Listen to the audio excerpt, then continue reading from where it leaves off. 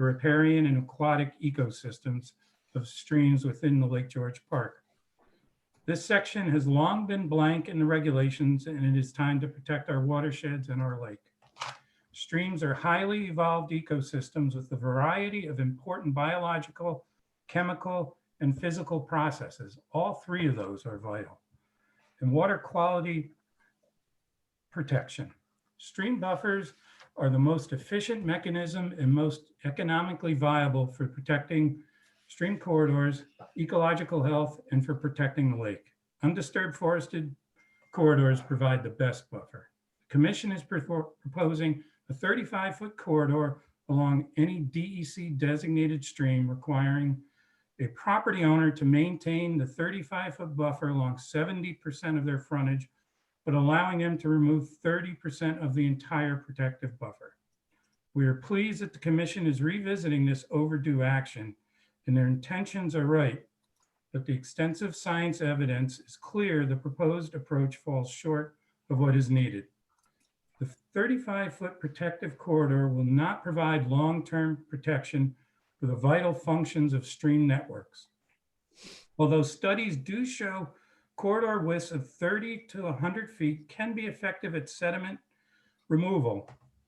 However, the 35-foot corridor is considered an absolute minimum, according to one of the Commission's cited studies, and this width falls short on long-term removals. And all studies refer to that you need a wider buffer for long-term protection. By contrast, the Stroud Water Research Center, the leading freshwater research institute, concluded in a 2014 study focusing on riparian forest that stream protective corridors should be at least 100 feet to adequately protect freshwater ecosystems for chemical, physical, and biological aspects from human activity, and that wider corridors do a better job at removing the finer silts and clays, which tend to carry the phosphorus. Other studies found vegetated corridors of a minimum of 100 feet provide better long-term sediment control. Corridors of a minimum of 100 feet are necessary to protect streams and measurable increases in water temperature and to provide adequate habitat for food for fish. One thing I saw, there was no information in the presentation on the protection of the biological activities in the stream, nothing referencing the thermal protection of the streams. It was only focused on the sediment, which again is minimal. Our own studies from the Waterkeeper Stream Assessment Project found of our 62 stream sites that we studied, 85% were poor or suboptimal for in-stream habitat, 81 were poor or suboptimal for stream habitat, and 44% were poor or suboptimal for canopy cover. And these are based on EPA habitat assessment protocols. So again, the existing 35 feet is not protecting. We encourage the Commission to require a stream protective corridor of 75 feet, which matches the proactive action by the town of Queensbury to give Lake George and its tributaries the protection needed. The proposed regulations ignore too many streams. The Commission states in their regulatory impact statement that Lake George is fed by more than 150 streams. Yet the proposed regulations will only protect less than 50% of those streams. Left unprotected are a number of perennial streams, some of which the Waterkeeper and the Fund have been monitoring for years, as well as the smaller headwater and intermittent streams. For example, our GIS work that we've been doing found that 40% of the second order streams or above will not be protected within the Westbrook watershed. So if you take a look at the DEC streams, overlay actual mapping from GIS, from the second order, third order, and above, 40% of those streams will not be protected. The 1973 study found corridor protection of small streams where most land and water interaction occurs may offer the greatest benefit for a stream network as whole. There is no reason for compromise here. All streams flowing into Lake George impact the lake's water quality, and all should be protected. We recommend that second order streams and greater be protected by the regulations. Couple other points. We agree there should be no impervious coverage within a stream corridor. We're losing protection capacity. Driveway widths of 20 feet, much too wide. Driveways should be much narrower, less impervious cover. A question also would be logging. Will there be logging activities be limited to a single stream crossing to follow the regulations for stream crossings? In closing, given the irreplaceable value of Lake George and the recognized mounting threats from the harmful algal blooms that we've experienced and other water quality challenges, it is imperative that the Commission strengthen the proposed stream corridor regulations and fulfill its statutory responsibility to protect the lake as science and New York state law demand.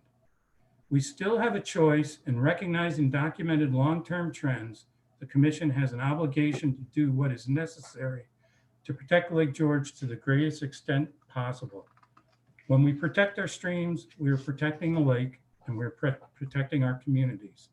To do the absolute minimum would be an absolute mistake if we are serious about protecting Lake George. Thank you. Thanks, Chris.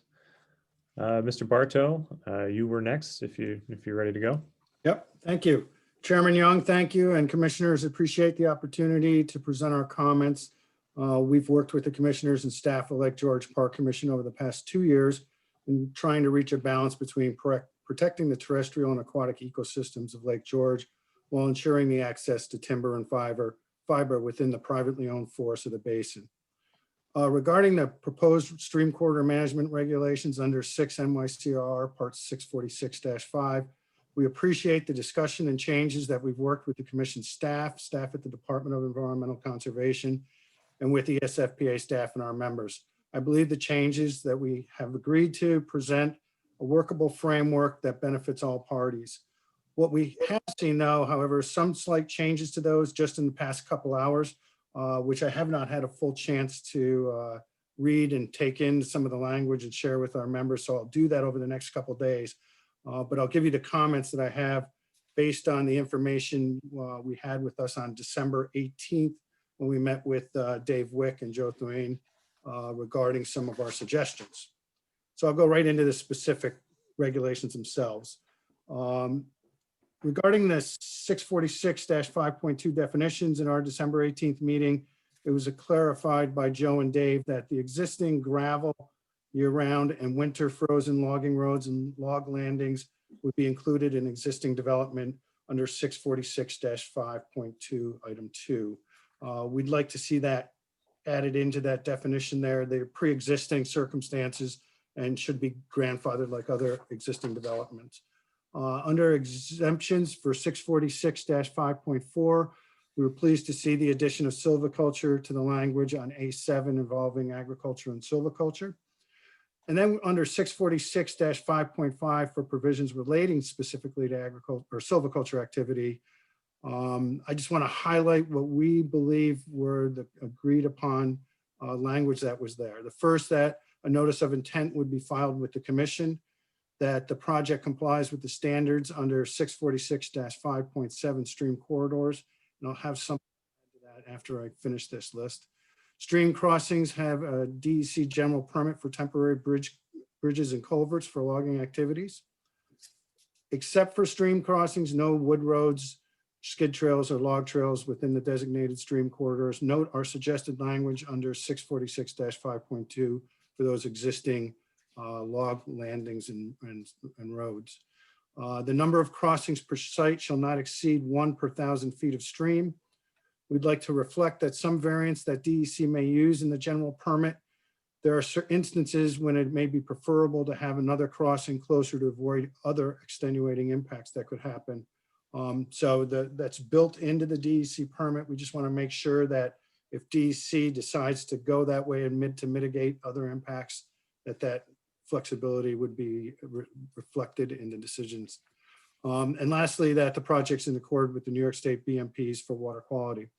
What I did notice was there was some new language that Dave shared with me a couple hours ago that said that we would be subject to the standards under 646-5.8, which specifically deal with the stream beds and the stream crossings themselves. And it was our understanding that the DEC permit would govern under those circumstances.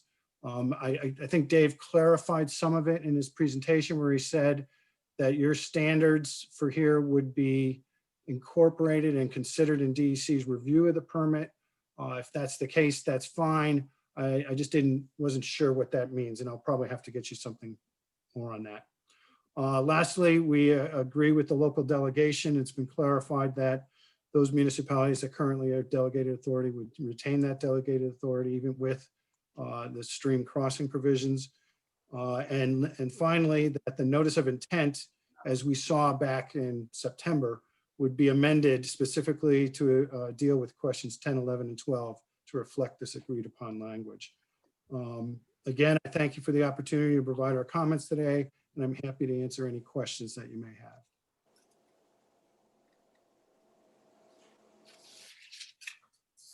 Hey, thank you, John.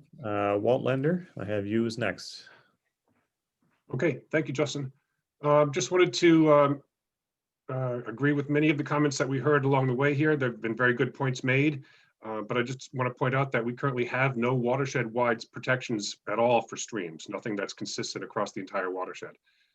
The LGA is already on record stating that we are in support of stream corridor protections being put into place. And as Chris said, if we are not protecting our streams, we're not protecting the lake. So we do support the Park Commission enacting these regulations. They have been many, many years in development, and they are needed now more than ever as we see stronger and stronger storm events every year. We encourage these regulations to be adopted in the watershed to provide a base level of water quality protection for our streams and for Lake George. And we see the results of lots of these flash storms, these intense storms that we're getting as we work throughout the watershed to do mitigation projects to help protect the lake from more sediment getting in. So it would be good to have these regulations in place so that many of the things that we're finding ourselves having to mitigate later don't occur to begin with. So we thank you very much for the opportunity to comment, and we hope that we can move these regulations through. Thank you. Thank you, Walt. Lorraine Ruffing, I have you as next. Oh, hold on, Lorraine, you're muted.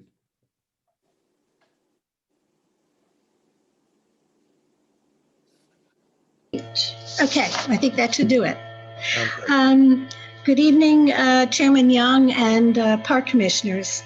As many have said, the mandate of the Park Commission under Article 43 is the preservation and the conservation of pure water supplies and other natural resources. The Park Commission has the mandate to protect, yet it is on the verge of issuing stream corridor regulations that could further degrade the park's natural resources, and in particular, the drinking water of thousands of residents. It is not the time to dismiss or ignore science or use it selectively. The scientific literature that has been mentioned during this public hearing, Wenger, Castell, Knudsen, Fisher et al., show that the buffer width that you are choosing is the least effective in preventing pollutants from entering the lake. And the Park Commission's own summary of the efficacy of various buffer standards shows that the proposed standard of 35-foot width is the least effective. So how did we arrive at this weak proposed regulation? During the Park Commission's public hearing in September, and during this one too, it was explained that a series of consultations were held with the local community, that is the municipalities and some stakeholders. Some advocated for the 35-foot buffer. It seems that their arguments for short-term economic gain won the day, while the long-term penalty in terms of impaired drinking water imposed on the community at large is being ignored. In the Park Commission's own words, while 35 feet is too narrow to achieve every nutrient reduction goal, this width balances natural resource protection and landowners' property use. How can one balance the loss of safe drinking water for residents against proprietary rights? It should be noted that an effective stream corridor buffer does not preclude the use of a property. It merely promotes good stewardship. In most national and international settings, safe drinking water is considered a human right because it is necessary for human health. It is the United Nations Sustainable Development Goal number 6. 1 in 3 people in the world do not have access to safe drinking water. Are the residents of Lake George next in line? We know that our drinking water is being degraded. We have the Habs event as evidence that all is not well with Lake George. If you approve this substandard regulation, you will be the commission that failed to do its homework and thus failed in your duty to conserve clean water supplies. I urge you to table this weak regulation and reconsider what is best for the lake and the community at large, especially those who draw their drinking water from the lake, and to use all existing science as your basis. Thank you. Thank you, Lorraine. Rosemary, you're up.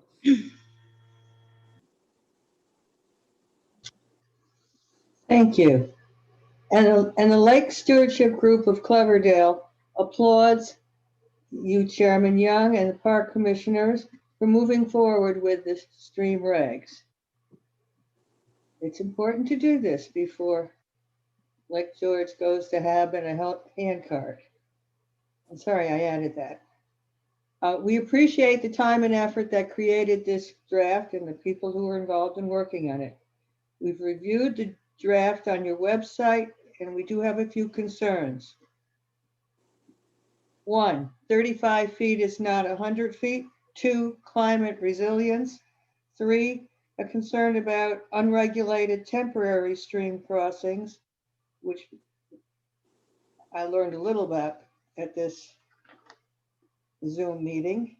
And 4, which streams are included. Let me start with, we believe 35-foot stream buffers are too little, too late. The harmful algal bloom of this past fall included our own neighborhood along our shorelines in Harris Bay, Sandy Bay, and Warner Bay. Many of our Lake Stewardship Group of Cloverdale members feel an urgency, a personal urgency, to mitigate what causes HABs. Nutrient loading is said to be the only factor among the several conditions that result in HABs that humans can control. 100-foot stream buffers were agreed upon by the Park Commission, approved in Albany some years ago, and never implemented by the Park Commission. Moving on to climate resiliency, 100-year storms are coming more than once a century, as several people before me have said this afternoon. In the past decade, climate resiliency has become more accepted in planning and design. The language in the draft regs does not seem to reflect current scientific and regulatory thinking on the urgency of protecting the watershed and the lake by requiring engineered culverts and structures and whatever to withstand greater than a 50-year storm. We've all seen this in our lives, in our area around the lake. We were concerned about unregulated temporary stream crossings, and there still seems to be fuzziness from what I could hear listening just now. I'm not an expert on that. We did not see the language in the draft regs to preclude driving through a stream on a temporary basis. And it seemed to us that whoever would be logging or doing clearing and building should be required to install adequate stream crossing to meet the regs. And then when the process is complete, remove the temporary crossing. Moving on to what streams are included, I've I've heard other people address this better than my language that we all wrote here, but you are relying on the DEC designation. Yes, it would be easy for people to look at one particular map, but the map is not the territory. It's important to protect Lake George, all the watershed. I thank you for the opportunity to comment. And that's on behalf of the Lake Stewardship Group of Cleverdale. Thank you, Rosemary. All right, that was it for folks who sent me messages indicating they wish to make comments. At this time, if there's anyone else who would like to speak, please make sure you're not muted and say your name and let me know you'd like to make a comment.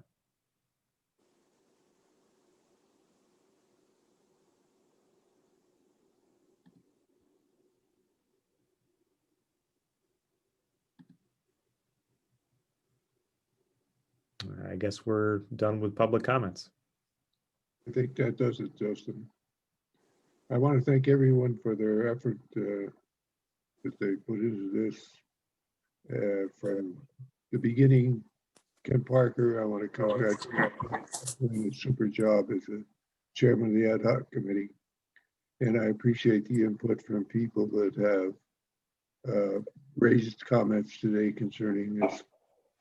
We will respond to these comments, all of them in writing, and they'll be available, if I'm correct, Dave, on the website. Correct. Yeah.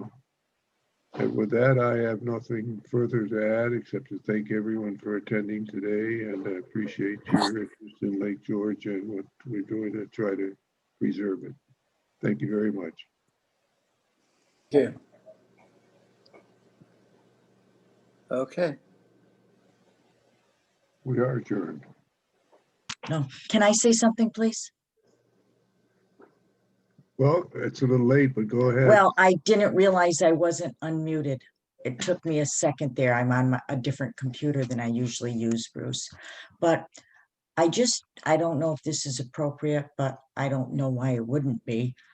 After all the public comments were given in September, and I read over so many of the comments that the people who spoke today had written. And just a second, stupid. Okay. And I wanted to get the committee together and talk about things just to make sure. It had so much time, so many months had passed. And I want you to know, all you people that are here today, that we did meet and we went through everything, and there were a couple of individuals on the committee, myself included, that were concerned about the new things that have been brought up and over the fact that maybe we haven't gone far enough. But we came to kind of a conclusion, and it was, I think, a good conclusion. I don't know if we have liberty to say what it was, but I want you people that are here to know, that have expressed all your concerns, and you're very passionate about this, and we are too, that we have heard everything and heard it more than you think we have.